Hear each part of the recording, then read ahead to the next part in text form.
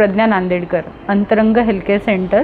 आणि आज आपण अंतरंग टॉकमध्ये बोलत आहोत. तर सगळ्यात अगोदर मी तुमची ओळख करून देणार आहे. आज आपल्याकडे स्पेशल गेस्ट आले आहे डॉक्टर किरण वाणी. तर बेसिकली हे इमोशनल कोशंट आणि स्पिरिच्युअल कोशंटचे ट्रेनर आहेत आणि बरेच वर्ष झाली यात ते काम करतात. तर मी स्वतः पुष्पौषधी तज्ज्ञ आहे, पण आज मी त्यांचं थोडं मार्गदर्शन घेणार आहे की इमोशनल कोशंट आणि स्पिरिच्युअल कोशंट काय असतो. तर किरण वाणी यांचा परिचय आपण त्यांच्या तोंडून अगोदर ऐकून घेऊ आणि मग पुढे आपण बोलू. नमस्कार मित्रांनो, मी डॉक्टर किरण वाणी आणि मी ह्या क्षेत्रामध्ये बऱ्याच वर्षापासून काम करतो आहे.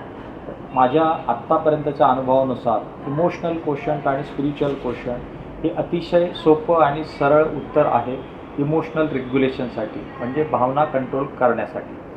आणि याबद्दल आपण अधिक माहिती जाणूनच घेऊया. याच्यामध्ये सगळ्यात आधी जेनझीसाठी मी जे काम करतो त्या संदर्भात आपण बोलणार आहोत. आता जे आपण अंतरंग टॉकचे सगळे मेंबर्स आहेत, तुमच्याकडनं पण मी सरांचं स्वागत करते. आणि इमोशनल कोशंट आणि स्पिरिच्युअल कोशंट याबद्दल मी जेव्हा त्यांच्या तोंडून ऐकलं तर मलाही क्युरिओसिटी निर्माण झाली की हे नेमकं काय असतं आणि कशा पद्धतीने त्यांचं काम आहे. जसं त्यांनी म्हटलं जेनझी जनरेशनवर ते काम करतात, पण मला हे पण जाणून घ्यायचं आहे की हे इमोशनल कोशंट फक्त जेनझीसाठीच असतात का सगळ्या जनरेशनसाठी असतात, आणि त्याबद्दल ते काय करतात, त्यांचं कसं काम आहे. आणि इमोशनल आणि जो स्पिरिच्युअल कोशंट म्हणतात ते आजकालच्या आधुनिक युगामध्ये ते कशा पद्धतीने अप्लाय करायचं, त्याबद्दल ते कशा पद्धतीने लोकांना मार्गदर्शन करतात, याबद्दल थोडं सांगाल का सर? हा अतिशय मुख्य मुद्दा आहे आजच्या धकाधकीच्या जीवनामध्ये, की जे जेनझी म्हणून किंवा जे तरुण आहेत आजकालचे, त्यांना प्रत्येक गोष्टीमध्ये लगेच रिझल्ट पाहिजे असतो. त्यांचे स्वतःचे काही पॉझिटिव्ह पॉईंट्स आहेत आणि काही स्वतःचे लिमिटेशन्स आहेत. तर ते जर आपण व्यक्तिशः बघितले तर त्यांच्या बाबतीमध्ये खूप चांगले मुद्दे आहेत की त्यांना आजच्या नवीन टेक्नॉलॉजीबद्दल खूप माहिती आहे. ते अतिशय सहज प्रकारे ही सगळी टेक्नॉलॉजी, इंटरनेट असेल, ChatGPT असेल किंवा कुठलेही टूल्स आहेत, ते अतिशय उत्कृष्ट प्रकारे हाताळू शकतात. दुसरा मुद्दा त्यामध्ये आहे की त्यांचा अतिशय चांगला, त्यांना सडेतोड स्वभाव त्यांचा असतो आणि ते फीडबॅक खूप लवकर देतात. म्हणजे आम्ही आजकालच्या जनरेशनमध्ये हे नेहमी बघतो की ते बोलायला किंवा मागे पुढे बघत नाहीत आणि सरळ जे पण असेल ते समोर त्यांचा फीडबॅक दिलेला असतो.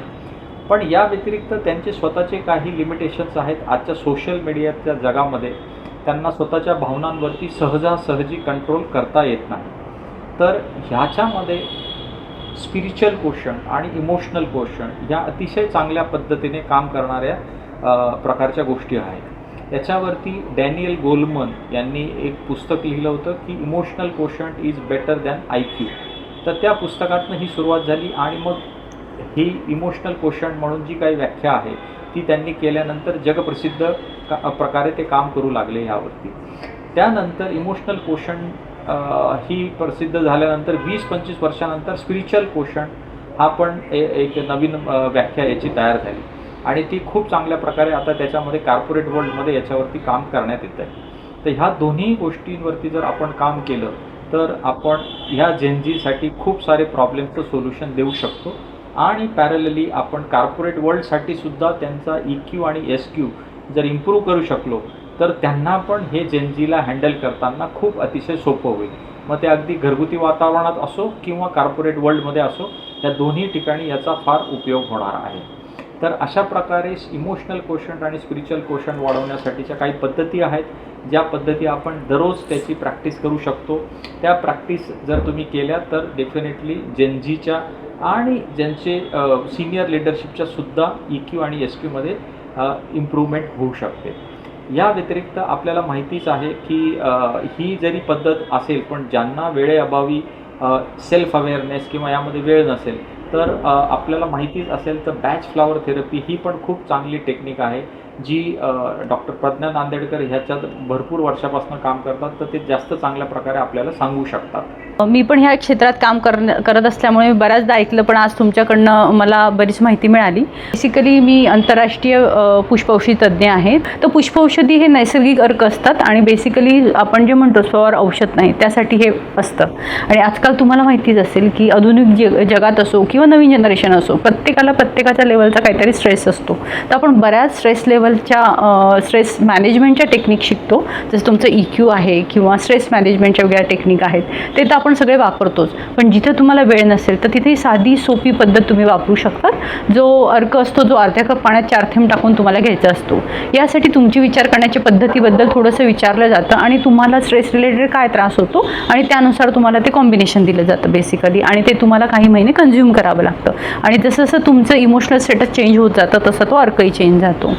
अशा प्रकारे पुष्पौषधी सगळ्या वयोगटात चालतात. आणि सर, मला तुमच्याबद्दल अजून एक क्युरिओसिटी आहे आणि प्रश्न विचारायचा आहे. जर तुम्ही म्हणतात की EQ आणि स्पिरिच्युअल कोशंटवर जे तुम्ही ट्रेनिंग देतात, तर तुम्ही तर हे पण म्हणालात की प्रोफेशनल लाईफमध्ये पण त्याचा उपयोग होतो आणि सगळ्या जनरेशनवर होतो, म्हणजे आणि सगळ्या वयोगटात होतो. तर याचा फिजिकल लेवलवर काय त्याचे बेनिफिट्स असू शकतात किंवा त्यांना फिजिकली पण काय काय फायदा असू शकतो अशा प्रकारे त्यांनी काम केलं तर? हा अतिशय चांगला प्रश्न आहे. आजच्या धकाधकीच्या जीवनामध्ये प्रत्येकाला हा प्रश्न पडलेला असतो की आपल्याला लवकरात लवकर इमोशनल रेग्युलेशन किंवा आपल्या भावनांवरती कसा ताबा मिळवता येईल. आणि हा जेनझीपासून सिनियर लिडरशिपपर्यंत किंवा जे काही आपल्याकडे सिनियर सिटीजन आहेत त्यांच्यापर्यंतसुद्धा हा प्रश्न तितकाच महत्त्वाचा आहे. इमोशनल कोशंट आणि स्पिरिच्युअल कोशंट याचा फिजिकल, मेंटल आणि स्पिरिच्युअल या सगळ्याच याच्यावरती खूप परिणाम होतो. आणि त्यामुळे याच्यामधल्या ज्या दिलेल्या टेक्निक आहेत इमोशनल कोशंटच्या, ज्याच्यात सगळ्यात महत्त्वाची टेक्निक सेल्फ अवेअरनेस आहे. आणि स्पिरिच्युअल कोशंटमध्ये तीच सेल्फ अवेअरनेसची टेक्निक खूप डीपपर्यंत जाते. आणि ह्या सगळ्याचं कॉम्बिनेशन करून आपण भावनांवरती ताबा मिळवून हा त्याचा एक मात्र इफेक्ट नसून त्या व्यतिरिक्तही त्याचे खूप सारे फायदे आहेत. आणि ते फायदे आपण जरूर खूप डीपमध्ये डिस्कस करूया. पण आजच्या चर्चेमध्ये मला बोलवल्याबद्दल मी अंतरंग हेल्थकेअर सेंटरचा खूप खूप आभारी आहे आणि मला नक्कीच आनंद होईल ही चर्चा अजून पुढे डीपमध्ये करण्याची. नमस्कार. थँक्यू. तुम्ही इथं आल्याबद्दल सर तुमचेही खूप खूप धन्यवाद आणि आमच्या अंतरंग डॉक्टरच्या मेंबरतर्फेही तुमचे धन्यवाद. थँक्यू. नमस्कार. थँक्यू.